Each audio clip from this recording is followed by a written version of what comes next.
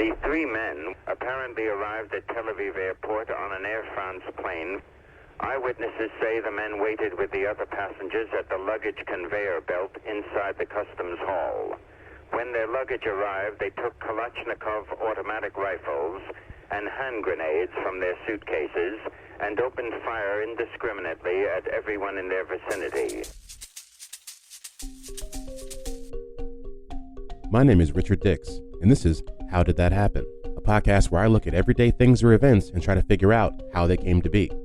Every week I will research one topic, and by the end of the episode, I hope to truly have the answer to the question, how did that happen? All right, welcome back to another episode of How Did That Happen? I am your host, Richard Dix, and this, of course, is the podcast where we find out how things happen, try to break things down to their foundation to figure out how they came to be. The topic that we have this week is the Israel-Hamas conflict. This is, of course, the third installment of that series. We're really trying to figure out, how it really happened. We've taken it all the way back to the Ottoman Empire, even a little bit before that. We brought it up to now about the 60s. We are going to start right around there and move all the way up till about the 90s in this episode. We're going to cover that, and the next one will be the 90s into 2000s, and kind of so on and so forth. I think it's going pretty well. I think that this has been informative for me, and I think I'd like to hope that whoever is finding this is that it's adding a little bit of more color to the palette when you watch however other types of media you consume, whether it be CNN, NBC, Fox News, Al Jazeera, the Washington Post, whatever it is. I hope this can kind of just add to give you a little bit more information. And of course, always before we get to the nitty gritty, we have to talk about what was I watching? What have I watched? I just watched Good Burger 2, Part 2. Just watched the sequel. It was the best way I can describe it is it was a fever dream, and I mean that in a good way.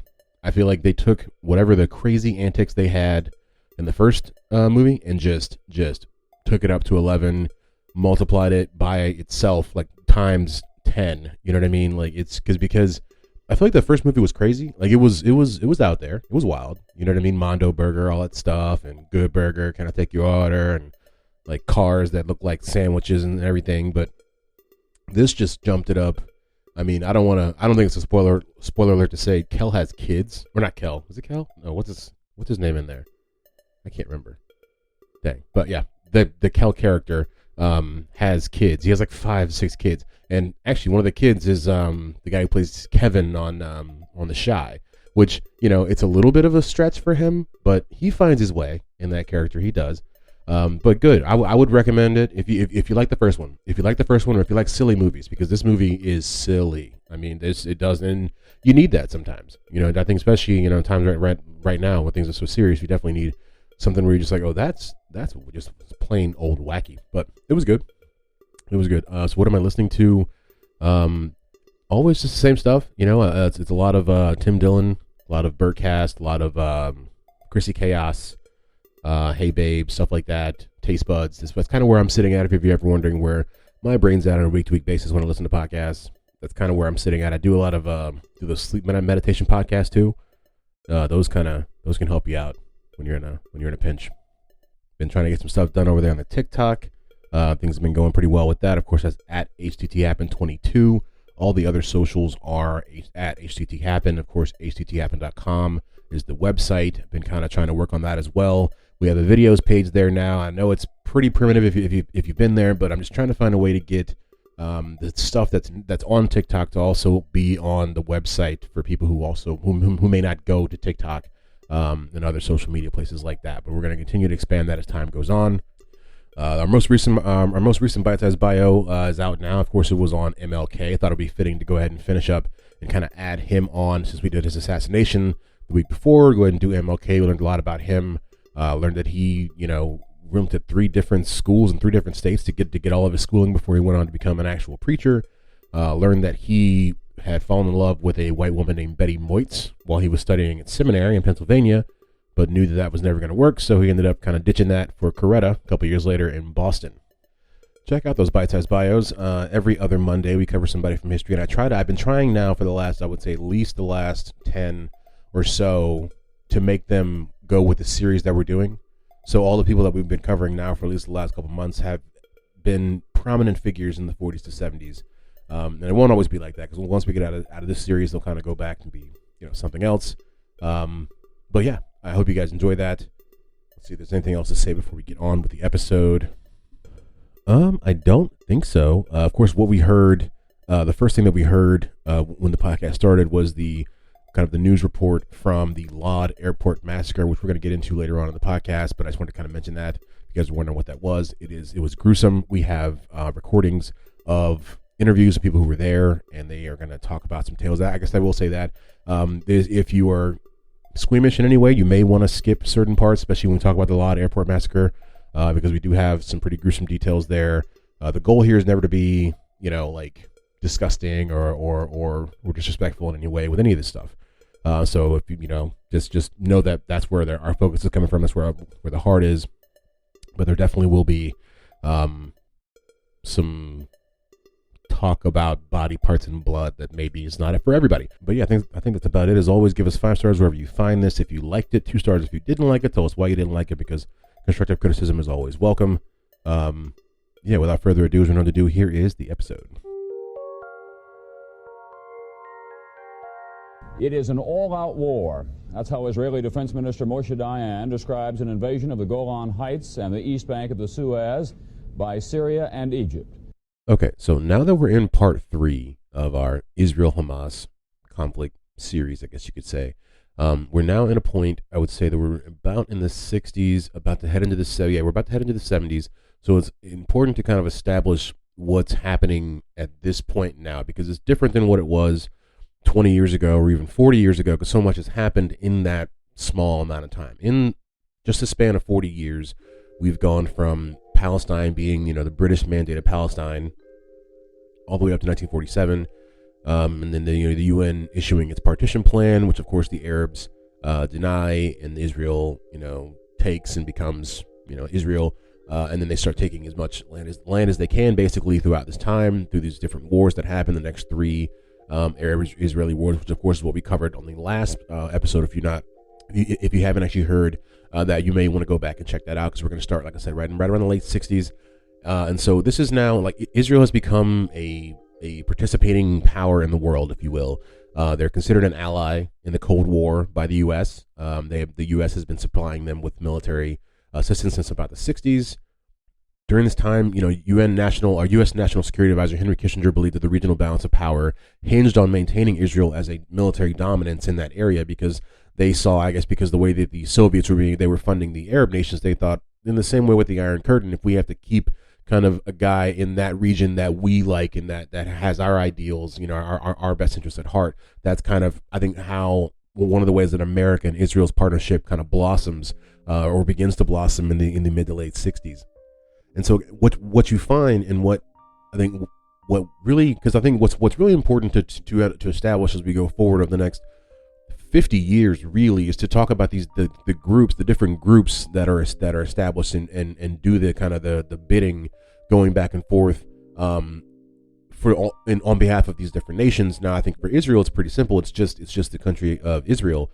But as far as the Arab nations, as far as Palestine is involved, there's a few different ones, and I personally never fully understood. And to be honest with you, I probably still don't now, but I have a better idea now than I ever have, and I'll try to explain it to you a little bit as we go forward, because these are the people that we'll see, like I said, are kind of the movers and shakers of the Arab Israeli conflict over the next 30 to 40 years. And so it starts really with the Arab national movement, right? And this is kind of the beginnings of the PLO. And because what happens is, once Israel is established, and we kind of mentioned it, I think, in the last one, but a little bit, like, the Arab nations kind of come together a little bit and feel like they need to kind of, I mean, I guess like almost like the title says, having nationalist movement in which Arabs are seen as like kind of like a one mass, like one people, one nation. Even though they are like a multitude of nations, they kind of wanted to come together and hope that them coming together would find some way to help Palestine regain their independence and their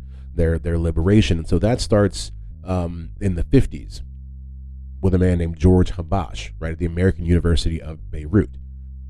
And so, because he thought that the reclaiming of Palestine was a community effort, he really wanted to get out the idea of a united Arab identity. He thought that was crucial to them actually ever being able to take back their land. So this becomes, I mean, the best way you can think of it it's a movement in every Arab nation to kind of become one, right? And that sounds great in theory, and it is almost a Zionist kind of like idea, I think. I mean, that's what I thought when I was reading it, but it's not fully. But the problem is, I mean, like with most things we've talked about, like when we talked about things like the Roman Empire, different stuff like that, it's hard to have a large collective be together and on the same page all the time, right? And that's really what happens with this, is that after a few years it starts to fall apart. All of the different ones, they start as the Arab National Movement, and they fall apart and become these different little kind of regimes and factions in all these different nations. And what's interesting is you can look at the different governments that are run in places like Jordan or Syria, right, or Afghanistan and Iraq, and some of those governments link, at least probably 75% of them link back to the Arab National Movement as kind of their focus, or as kind of their basis for where they began. They've changed they changed names and maybe changed the way they view things in certain cases, but the group itself a lot of them go back to the specific type of gathering that they were having. And that's interesting, is why it's important, because once you have that, the Palestinian version of that becomes the Popular Front for the Liberation of Palestine, right? That was initially the Palestinian version of the Arab National Movement.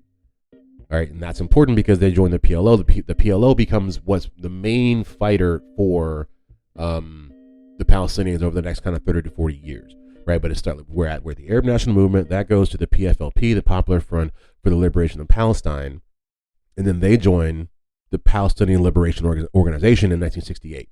And this is where I was trying to kind of draw the connections for myself as well, because I've always been seen on TV as a kid growing up, this guy named Yasser Arafat, right? I've always seen him as like one of the Middle Eastern voices you see when you watch Fox News, you watch CNN, any of that stuff, right? And I couldn't figure out what his role was in the world. What I also thought was odd, I'm just being completely honest, as an American kid watching on TV, I was like, why don't they hate him as much as they hate Saddam Hussein or Osama bin Laden? Like, I'm trying to understand like geopolitics at like 12, 13 years old or whatever. And I don't know, there was a lot of things that were kind of explained to me. But so I say that to say Yasser Arafat was part of the PLO, but he was part of a different faction of the PLO called the Fatah, right? So the Fatah and the PFLP are the two of the largest factions within the PLO. It's a bunch of different movements similar to the Arab National Movement, except it's a little more focused, specifically on the liberation of Palestine. And so this is all in the 60s. I say all of this to say these are the people who, over the next 20 years, will enact some. It's hard to, maybe you call them massacres, definitely some terrorist attacks, all in the name of liberating Palestine. There were such things as the Lod Airport Massacre, right, which happened in 1972. Suddenly, I heard a banging sound. We all looked at each other thinking, what is this noise? And suddenly, these huge panes of glass shattered. They came cascading down, and I watched them. And I remember thinking, this looks just like rain. It looks like raindrops. And then people started falling to the floor. And there is blood everywhere. It's everywhere, very quickly. And it suddenly occurred to me that this was something so awful. People trying to kill us. 3 members of the Japanese Red Army that were recruited by the PFLP, right, attacked Lod Airport, which was in Tel Aviv. And Lod Airport is now Ben Gurion International Airport. So if you've ever heard of that, it's like one of the main airports in Israel. It was attacked. 26 people were killed, and 80 others were injured. I turned to run, and as I turned, this huge hole appeared in the back of my thigh, and I realized I had been shot. I ran, and I went to hide under a chair. And you know what chairs are like at airports? They're really low. I have no idea how I got under there. It must have been adrenaline, I suppose. At 10 p.m., the attackers arrived at the airport aboard an Air France flight from Rome. Dressed conservatively and carrying slim violin cases, they attracted little attention. As they entered the waiting area, they opened up their violin cases and extracted Czech VZ-58 assault rifles with butt stocks removed. they began to fire indiscriminately at the airport staff and visitors, just mowing people down, which included a group of pilgrims from Puerto Rico, and tossed grenades as they changed magazines. So these guys just walk into an airport with violin cases. Well, they get off of a plane with violin cases, open the violin cases, they have machine guns, and they just start killing people. And then there was a soldier standing next to me. I remember that because I couldn't get out of this chair. I was stuck. He pulled me out. And I remember smelling cordite, and the man next to me was dead, and he had no face. His face had been blown off, and his head was resting in his wife's lap. I know it was his wife. And she looked at me, and I looked at her, just a look of utter incomprehension. And I felt she was thinking, well, if you'd been standing here, you would have been dead. And if my husband had been standing where you were, he would have been alive. These are Japanese guys from the Japanese Red Army. The Japanese Red Army was basically a kind of I think they were called a new leftist, kind of a neo-leftist group that was trying to overthrow the Japanese government. They actually were around for like 20, 30 years and did some damage. I mean, this was probably their worst that they did. But three guys, and this wasn't specifically the JRA. This was actually the PFLP that was enlisting the JRA to do this stuff. I know it's kind of hard to follow, but that's what happened. And they ended up killing, like I said, 26 people. I think one of them got shot. Yeah, and so that was 72, and also in 1972 was the Munich Massacre, which this is just... This is an ITN newsflash from the Olympic Village in Munich, where early this morning armed Palestinian guerrillas raided the sleeping quarters of the Israeli team. The gunmen shot dead 2 Israelis and are now holding 20 athletes and 6 officials as hostages. I've always heard about Munich. As someone who grew up in I guess the era, I think a little bit afterwards, people just talked about it as not like a 9/11, but something that you talk about, like the Challenger or stuff like that. It was just around. I never knew really what it was, and I did some research about it. And this also, like I said, this is why I mentioned the PLO and the PFLP. This is what this was about. I didn't know that. Between 4 and 5 o'clock this morning, a group of Arab Palestinians terrorists rushed inside the building, killed the coach of our wrestlers, Moshe Weinberg, and took as hostages some of our sportsmen. Afterwards, he gave an ultimatum that until 12 o'clock today, some of the Arabic terrorists who are held in prison in Israel must be released, otherwise are going to kill some of the sportsmen who are staying there in their hands. Let's see, how can I put this? The Palestinians came in and kidnapped like 11 Israeli Olympians at the Olympics in the Olympic Village. Now, what's crazy to me, and I watched a great documentary on it. I definitely recommend it to you. It's called One Day in September. It's actually free on Pluto TV. I think if you can rent it on Amazon. It's crazy, but if you just go to Pluto TV, it's completely free. But when this happens, once these guys get taken hostage and they all get murdered at the end, spoiler alert. But while this is happening, the Olympics are still going on. Like the IOC will not actually stop. Well, they ended up stopping it at some point, but for the first few days, this is still like they're still doing shot put or whatever, just like doing the Olympics. It's crazy. All of the hostages, and I think most of the guys who were holding them hostage actually get killed. 3 of them survive. Right, they survived. They never actually ended up standing trial. Because, and we find out later, this is actually what happened, but what would happen is a flight would get hijacked about a month later. And the conditions that those guys wanted when they hijacked the plane was to have the 3 guys released who had taken part in the Munich massacre, right? And so basically Germany, they abide. They give up the guys without consulting really anybody internationally or specifically Israel or anybody. They didn't talk to anybody. They just gave up the prisoners. And we find out later, years later, that this was all just a ruse. This was all fake and orchestrated by the German government as a way to kind of wash their hands of the situation. Like they created a situation in which they could give back the Palestinian terrorists back to Palestine without having to actually ever really deal with it. Now, this wouldn't come out for at least, I think, like 15 or 20 years, if not more than that. But I just thought that was crazy. I mean, and this is, I don't know, just yet another, I guess, little tick mark in the Israel, Hamas conflict, and we go from there to those things that happened then, and that's the early 70s to right about 74, where we'll get to what is called the Fourth Arab-Israeli War, and it's sometimes called the Yom Kippur War.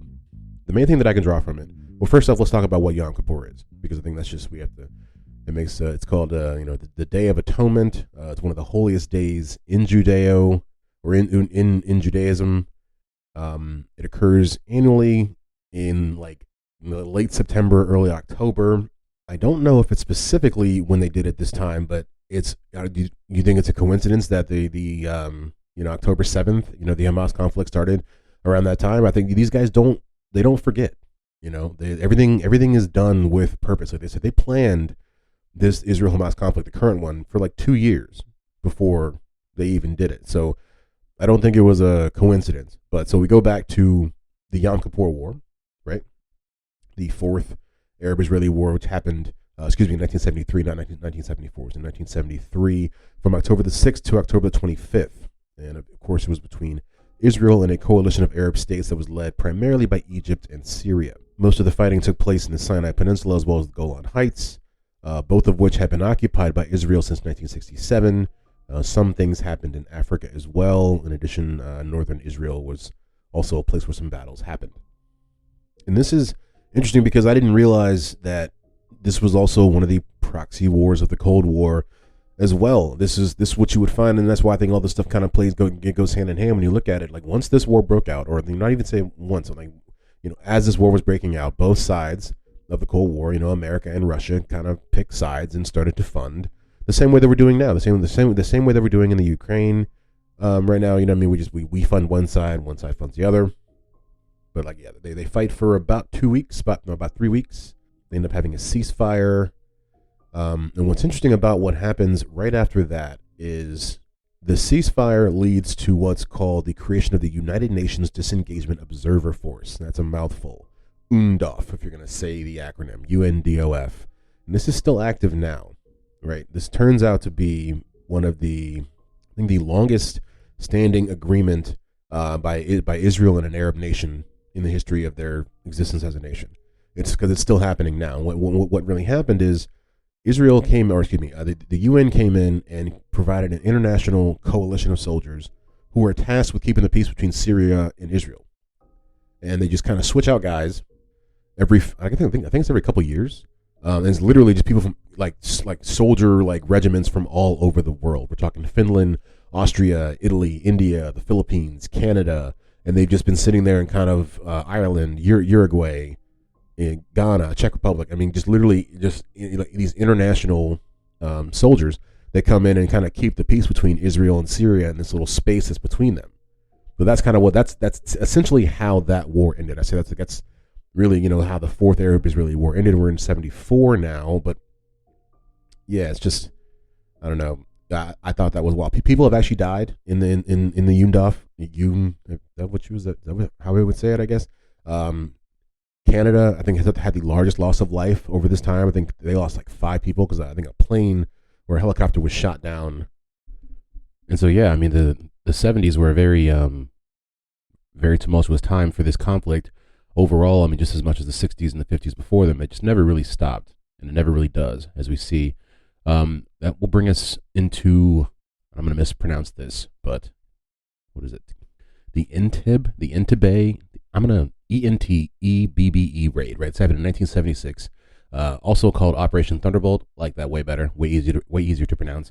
Also retroactively called Operation Yonatan. I don't know what that is, why they do that, but it was the 1976 Israeli counter-terrorist mission in Uganda. So what happens is another plane gets hijacked. Once again, it's Air France. I saw this and I was like, Air France gets hijacked multiple times out of Tel Aviv. If this was the 70s and it was me, I'm not catching a plane on Air France anywhere. So the plane gets hijacked by some people of the PFLP and 2 German RZ terrorists. They divert the flight, which was I think going to Athens? Yeah, no, they stopped in Athens and they were going to Paris. But they diverted the flight and then took them to Uganda, right? And when they got to Uganda, the dictator of Uganda was sympathetic to the cause, basically, of the Palestinians, so he kind of welcomed them with open arms, sent out soldiers to meet the plane, They ended up separating all the passengers. All the non-Israeli passengers ended up getting sent on to Paris, and then they left the rest of the Israeli ones. I think it was something like 100 or so people that were left. This is when the raid actually happens. This is when the Israelis come back for their people, and they go to Uganda, and they kind of overrun the terminal and end up killing all of the hijackers and get everybody back, except for a few people die. I think like 3 or 4 of the actual hostages do die during this actual raid, but the rest of them, live. So that's a pretty much a success. And I'm telling you all this stuff just so you can kind of see what happens over the time, because I think you can. I've heard even now more people talk about the different conflicts that have happened, or the different wars that have happened in this conflict in the last 50 to 60 years.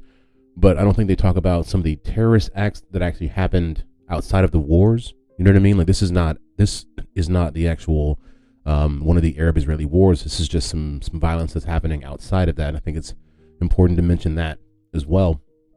That's 76. 1978 brings us the famous Camp David Accords, which of course, with President Jimmy Carter, the leader of Egypt, Anwar Sadat, and Israeli Prime Minister Menachem Begin. I couldn't spell it when I heard it, and I can barely read it when I see it. It's such a hard name to pronounce, in my opinion. But yeah, this is when they come together here.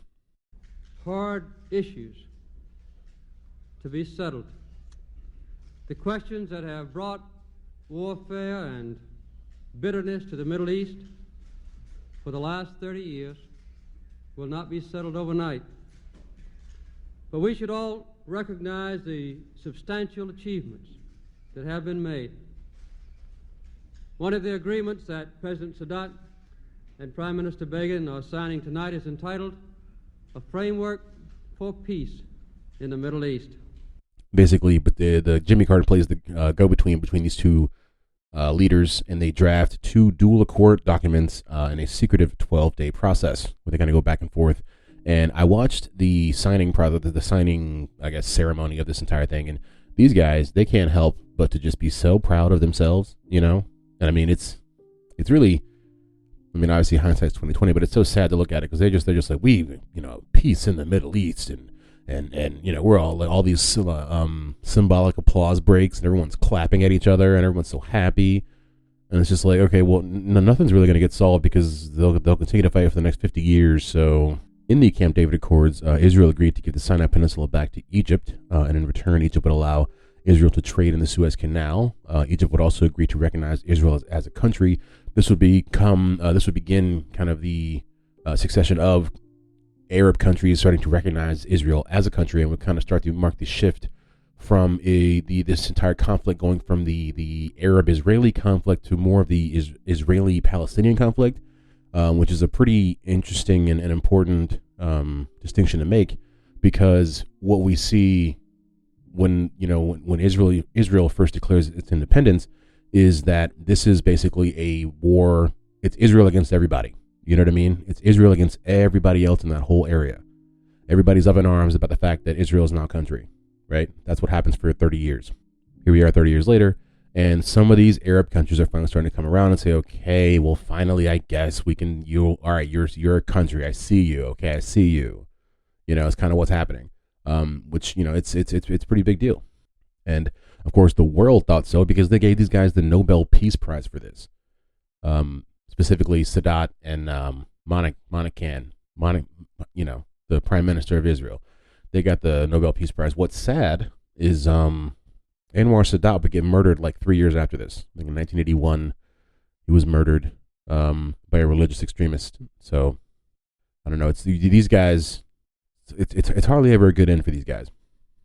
All right, and so that's going to bring us to the creation of Hamas. Hamas gets its name from an Arab acronym, Harkat al-Muqawama al-Islamiyya, which translates to the Islamic Resistance Movement. Which I was obviously very curious about, and will be completely honest and say that I don't think I've ever really heard of them until this happened. I was aware, I think I mentioned that, in the first episode of this series, that I knew about the Israel and Palestine conflict. I knew even about Yasser Arafat. I think I've heard of the PLO before. But I was not completely versed in the current goings-on of what's happening over there. And really, Hamas is the most recent development of of Palestinian resistance, if you will. And so it kind of like most things, even though, I mean, its real roots are in the 80s, and we're going to get there, but it all goes back to kind of the ideas of what happened in 1967. That really, and that's why I mentioned in the last episode of the series, that war is so important because it really does lay the groundwork for what people will be fighting for and be mad about for the rest of the time that we're alive, basically for the next 50 to 60 years. So after the war with Egypt in 67, right, Israel hunted down all the actual PLO factions that they have been fighting against, right, because that's who they have been war with, and they kind of ended that, and that was their main focus, right, was to fight it, was to try to in the same way they're trying to eradicate Hamas now, they're trying to do the same thing in the 70s with the PLO. And so what happened when that was going on, there was a man named Sheikh Ahmad Yassin, right, who kind of came on the scene, right, and he was kind of running it from a more religious aspect, a more religious approach, as he initially opened up what do they call it, an Islamist group called Mujama al-Islamiyya. I'm definitely not how that is pronounced. And so because these groups were different than the PLO, Israel kind of turned a blind eye, or even actually kind of encouraged their development. They try to bolster their existence because they saw this as an alternative to the PLO. They thought that these guys are nicer, more religious based. These nice religious men, they wouldn't do anything to us, kind of thing, right? So they allowed them to grow. They allowed them to build mosques and clubs and schools and libraries and stuff in Gaza, right? This is in 1979. And it must be mentioned, I think, just to show, how, I don't know, I was flat out impressed. Like, I'm not even gonna lie, just a little bit, that the guy who made this, the Sheikh Ahmed Yassin, dude did all this, and he's a quadriplegic from a wheelchair. This man broke his neck when he was a kid, at like a beach accident or something, and was always in a wheelchair. And what went on was very smart. He went on to be a teacher. The same high school they said he went to school at. But he was the leader, and he did all of this. I believe it was a quadriplegic, definitely not at least a paraplegic, but I don't think he could work his top half either because he broke his neck. But yeah, he did all this from a wheelchair. And so basically, he, as the time goes on, we get into the 80s, and he's eventually starting to, I guess, becomes a part of the real resistance. They start to gather weapons. They start to go against the Israelis. The word gets out that this is happening. The Israelis then raid one of his mosques and find a cache of weapons. They put him in jail, and this is kind of when he first really comes on the scene as a true adversary to the Israeli government. And it's a pretty odd turn of events for the Israeli government, because they had actually given money to Hamas in their early days, because, like I said, the idea was to kind of, if we can fund this side of the Palestinian resistance, which we seem to like a little bit more than the other side, we can maybe pit the two against each other, and kind of whatever we give to them makes the PLO a little bit weaker. And of course, the PLO is run by Yasser Arafat, and then Hamas is run by Yassin.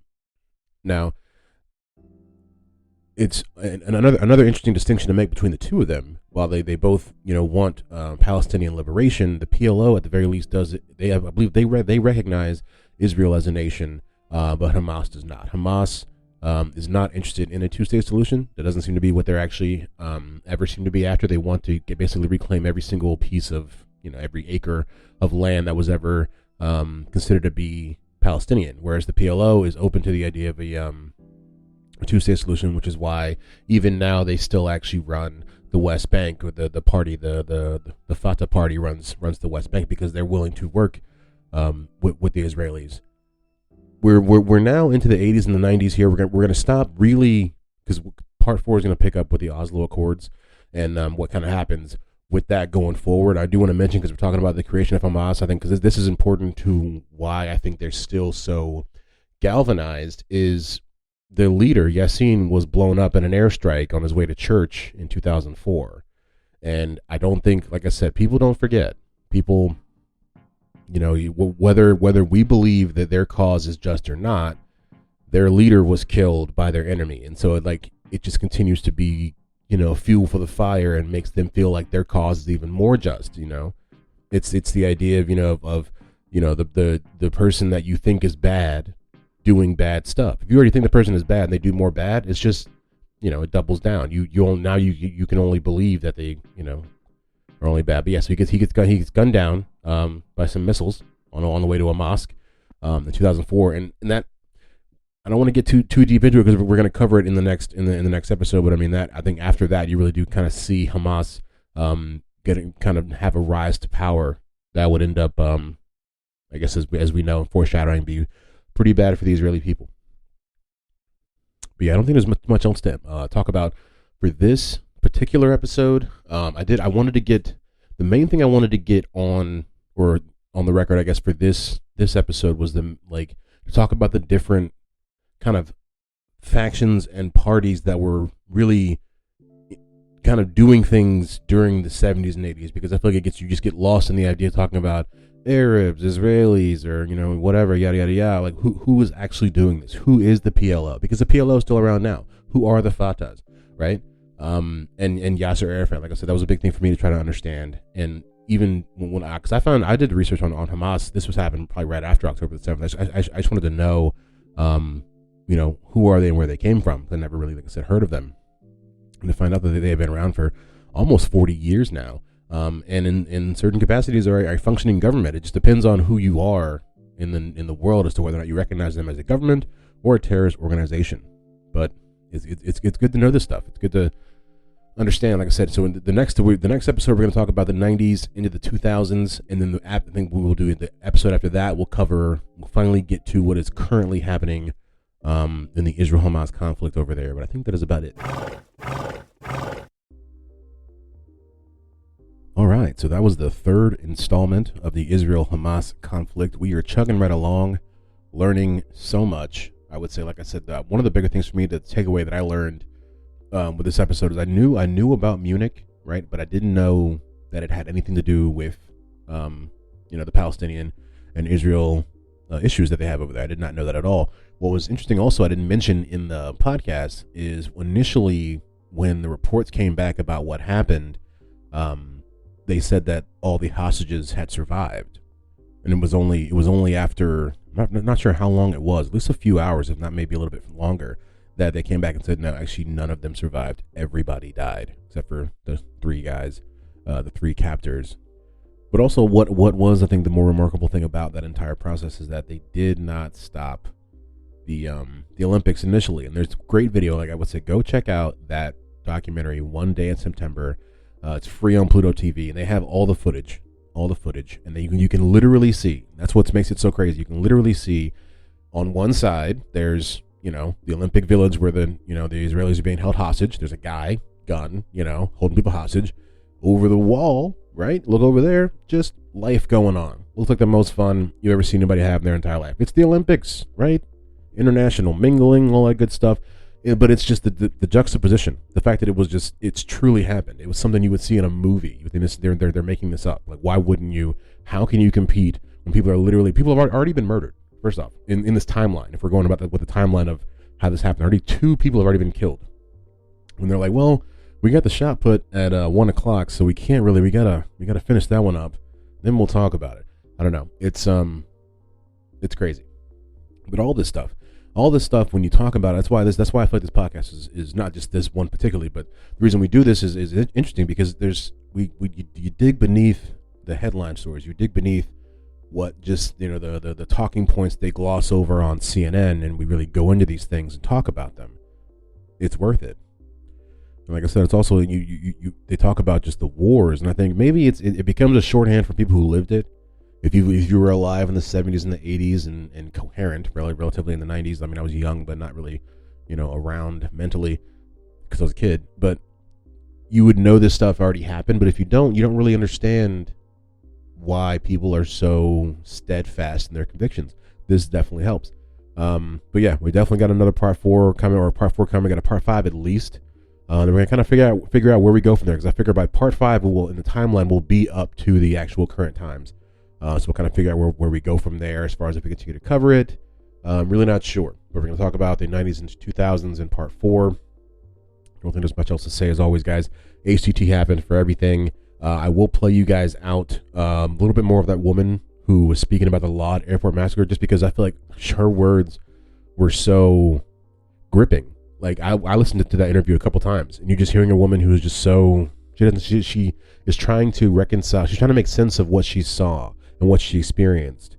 Even in this now, I think this interview has probably happened, I think, at least 5 to 10 years after it. And she just still kind of can't get it together. But yeah, so HTThappen for everything. HTThappen.com, at HTThappen for all the socials. HTThappen22 for the TikTok. Give us 5 stars wherever you find this, guys. If you loved it, 2 stars if you didn't love it. Tell us why you didn't love it, because constructive criticism is always welcome. As always, I appreciate you guys for coming back week to week and press and play. Always do appreciate that. And yeah, I'll see you next week with the next bite-sized bio. The woman next to me was Puerto Rican, and she was pregnant, clearly. She kept asking where her husband was, and the doctors were saying to each other, who met, which means he's dead. And I was listening to this, and I thought, I hope she doesn't ask me anything. But of course, the doctors then left her, and she turned to me, and she said, they can't find my husband. Do you think he's all right? And she looked at me very searchingly, and I thought, what can I say to her? So I lied, and I said that it was all chaotic, and that I'm sure that, very soon that she would know what had happened. And she said, oh, thank you. And then I remember I turned away so that she couldn't see my face. And I remember thinking, this is so awful.